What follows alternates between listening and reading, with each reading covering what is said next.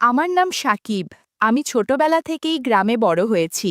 আমি যখন ক্লাস ৫-এ পড়ি, তখন আমার কিছু বন্ধু ছিল, যারা আমার চেয়ে বয়সে বেশ বড়। আমি তাদের কাছ থেকে অনেক কিছু শিখি। আমি টেলিভিশনে এইচবিও, পিএইচ টিভি বিভিন্ন চ্যানেল দেখে মস্তি করতাম। বলে রাখা ভালো, আমার বাবারা ২ ভাই আর ১ বোন। আমার বাবা সবার বড়, আর ফুফু ও কাকা ছোট। চাচি বেশ ফর্সা, দেখতে সুন্দরী, ৩০-৩২ বছর বয়স হবে। আমি যখন ক্লাস 7-এ উঠলাম, তখন থেকে আমার মধ্যে একটা চাহিদা কাজ করা শুরু করল। মনে মনে ভাবলাম, সবার মুখেতে শুধু ওইসব কথাই শুনি, কিন্তু কিভাবে কি করব তা বুঝতে পারতাম না। আমি যখন ক্লাস 6-এ পড়ি, তখন আমার ছোট চাচা সিঙ্গাপুর চলে যায় জীবিকার উদ্দেশ্যে। বাড়িতে শুধু থাকি আমার পরিবার, চাচির পরিবার, দাদা দাদি। আমি ছোটবেলা থেকে সবার সাথে খুবই ফ্রি ছিলাম, তাই আমার সাথে সবাই অনেক ভালোভাবে মিশত। আমি যখন ক্লাস 6-এ পড়ি, তখন থেকেই আমি বাংলা গল্পের বই পড়তাম। ওইসব বই পড়ে আমি আরও বেশি উত্তেজিত থাকতাম। অদ্ভুত শিহরণ কাজ করত। মনে মনে প্ল্যান করতাম, প্রতিবেশী কোনো মেয়ের সাথে অথবা চাচির সাথে বা খালার সাথে কোনো কাজ করা যায় নাকি। আস্তে আস্তে কেন যেন আমার চাচির কথা মাথায় আসত। চাচির কথা মাথায় আসার কারণ হল, চাচা বিদেশ থাকে, চাচির অনেক ইচ্ছা, আকাঙ্ক্ষা, শখ আছে।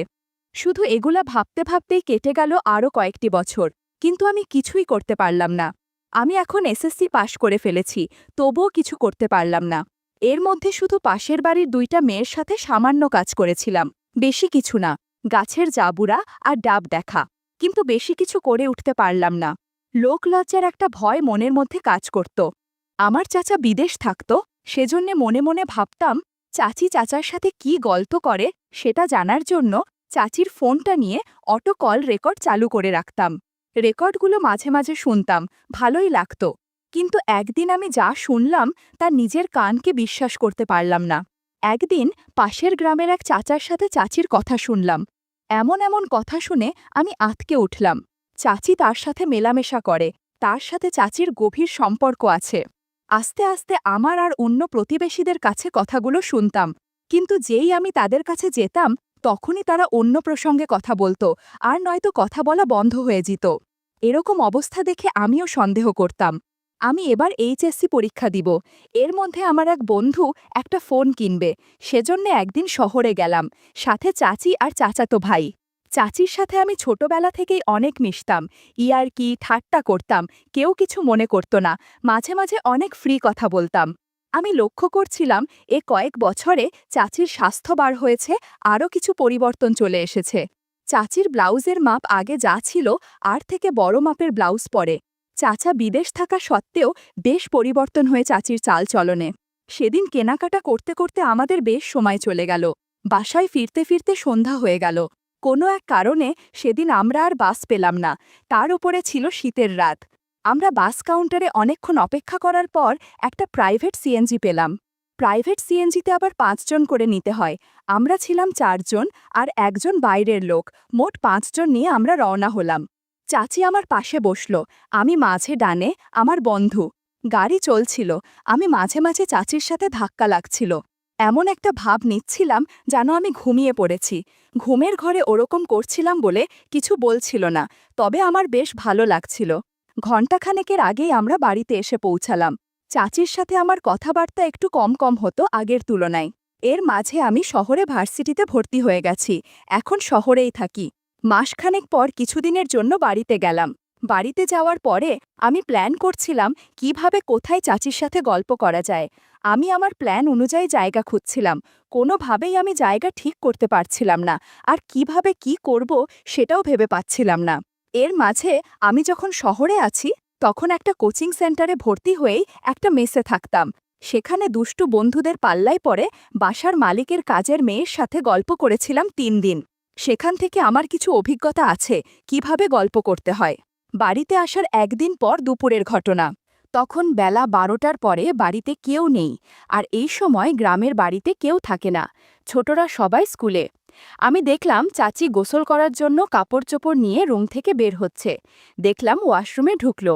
একটা বাহানা করে দরজায় গিয়ে নক করলাম। চাচি বলল, কে? আমি বললাম, চাচি। আমার গলার শব্দ শুনে চিনতে পেরে দরজাটা খুলল। আমি সাথে সাথে ভিতরে চলে গেলাম। চাচি আমাকে বলল, ভিতরে কি? আমি সরাসরি বললাম, চাচি, আমার তোমাকে অনেক ভালো লাগে। ছোটবেলা থেকেই তোমার সাথে গল্প করতে চাইতাম, তোমার সাথে সময় কাটাতে ইচ্ছে করত। চাচি অনেক ইতস্তত করছিল, বলল, এটা সম্ভব না। আমি বললাম, তোমার সাথে পাশের এলাকার অনেকেই গল্প করেছে, কিন্তু আমার সাথে গল্প করতে তোমার কি মন সমস্যা? সে বলল, আমি তোর চাচি, আমি তোর থেকে বয়সে অনেক বড়। আর কথা বাড়ালাম না, গল্প করতে আরম্ভ করলাম। প্রথমে চাচির আগ্রহ না থাকলেও ধীরে ধীরে সম্মতি জানালো আর বাধা দিল না। বন্ধুরা, তোমরা যারা একদম খোলামেলা গল্প শুনতে চাও, তারা কমেন্টে দেওয়া ওয়েবসাইট থেকে গল্প শুনতে পারো। এখানে নতুন নতুন একদম খোলামেলা গল্প দেয়া হয়। মিনিট খানেক চাচির সাথে গল্প করলাম, চাচিকে আশীর্বাদ করে কিছু প্রসাদ দিলাম।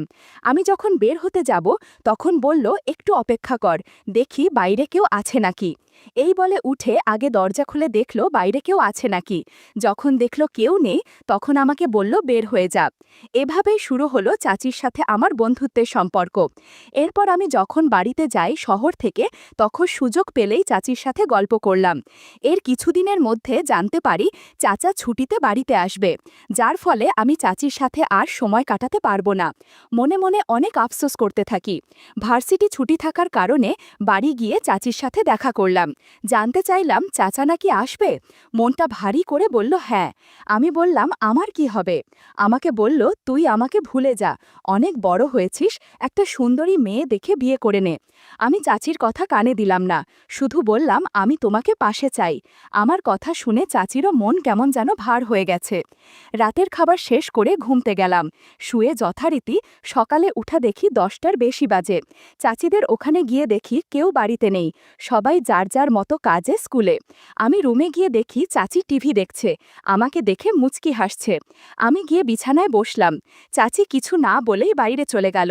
বুঝতে পারলাম না হঠাৎ কি হলো। কয়েক মিনিট পরে দেখি আগের জামা কাপড় পরিবর্তন করে রুমে ঢুকল। চাচি একটা পোলাপি ম্যাক্সি পরে আছে। ঘরে ঢুকে বলল, আশেপাশের কি অবস্থা দেখে আসলাম। আমি বললাম, তোমাকে অনেক মায়াবতী লাগছে। চাচি বলল, আর কথা বাড়িয়ে লাভ নেই, জাদুর লাঠি দিয়ে আশীর্বাদ কর।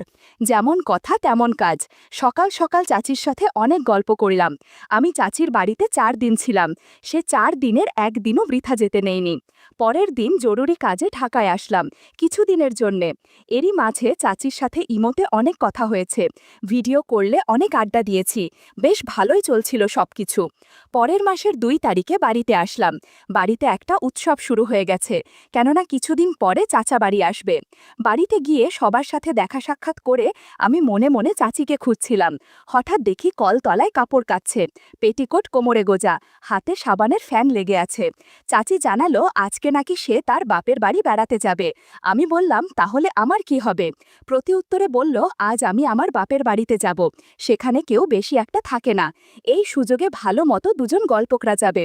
বললাম, এদিকে আমি আজকেই বাড়ি আসলাম ঢাকা থেকে, তাই কি বলে বের হব সেটা নিয়ে বেশ চিন্তায় আছি। হঠাৎ মাথায় একটা বুদ্ধি আসলো। বাড়িতে বললাম, আমি আজকে আমার বন্ধুর বাড়ি যাব। বাড়িতে এই কথা বলে বের হলাম। সন্ধ্যার পরে এদিক সেদিক ঘুরে রাত 8টার দিকে চাচির বাপের বাড়ির দিকে রওনা দিলাম। যাবার পথে চাচির কাছে জিজ্ঞাসা করলাম, কিভাবে কি করতে হবে। চাচি জানালো তার 3টা ভাই, এর মধ্যে 2জন বিয়ে করেছে, ছোট ভাই পড়াশোনা করে শহরে। চাচির বড় ভাই চাকরি করে, এজন্য বাইরে থাকে, মাসে একবার আসে মাকে দেখতে। মেজ ভাই বাড়িতে থাকে, ব্যবসা করে, আলাদা ঘর করেছে, তাই সেখানেই থাকে। চাচির মা অর্থাৎ নানি কাজের একটা মেয়ে আছে, ওকে নিয়ে থাকে। চাচি বলেছে আমি সিরিয়াল দেখে শুয়ে পড়ব টিভি রুমে। আমি যেভাবে বলছি সেভাবে চলে আসবে, রুম খোলা থাকবে, তুমি রুমে চলে আসবে। আমি বললাম, আচ্ছা ঠিক আছে, তুমি রেডি থেকো, আজকে অনেক আনন্দ হবে। আমার পৌঁছাতে রাত 10:30 বেজে গেল। বাড়ির পাশে গিয়ে আমি মেসেজ দিলাম আমি চলে এসেছি। একটু পরে দেখলাম টিভিতে মিউজিক দিল বেশ জোরে, আর বাইরের লাইট অফ করে দিল। আমি এর মাঝে চুপি চুপি রুমে ঢুকে পড়লাম। তারপর ফ্রেশ হয়ে রাতের খাবার খেয়ে নিলাম, যেহেতু সারা রাত ডিউটি করতে হবে। খাওয়া শেষ করে রুমে একা একা শুয়ে আছি, আর ভাবছি কি ব্যাপার, চাচি গেল কই? বলতে না বলতেই চাচি হাজির। আজকে এক নতুন সাজে এসেছে। গত মাসে যে নাইট ড্রেস কিনে দিয়েছিলাম সেটা পরেছে। আজকে কত সুন্দর লাগছে সেটা বলে বোঝাতে পারবো না। চাচি আমাকে একটা ভ্যাজলিনের কৌটা দিয়ে বলল, এটা কাছে রাখ, সুবিধা হবে। তোর জন্য আজ আমি চুল ছেটে এসেছি। বেশি সময় না নিয়ে আমরা গল্প করতে শুরু করলাম। সেই ভোর রাত অবধি অনেক কিছু ঘটেছে, যা বলার বাইরে। ভোর 4টার দিকে দেরি না করে আশেপাশে তাকিয়ে বের হয়ে চলে আসলাম। এখানে থাকার মতো জায়গা না থাকায় পাশের শহরে একটা হোটেল বুক করলাম। কেননা চাচি যতদিন এখানে আছে আমিও ততদিন ডিউটি করব, কেউ বরক্ত করবে না। পরদিন একইভাবে আবার চাচির ঘরে গেলাম। আজকে আরও বেশি আড্ডা দিয়েছি। 3 দিন এভাবেই কেটে গেল। চাচি সকালে বাড়ি যাবে, তাই আমি আগেই বলে দিলাম, আমি আজকে বাড়ি থাকব না, তুমি যাও, আমি পালিয়ে রাতে তোমার কাছে যাব, তোমার সেই রান্নাঘরের পাশে গিয়ে কল দিব। সব প্ল্যান রেডি করে আমি আমার এক বন্ধুর বাড়িতে এসে ঘুমালাম।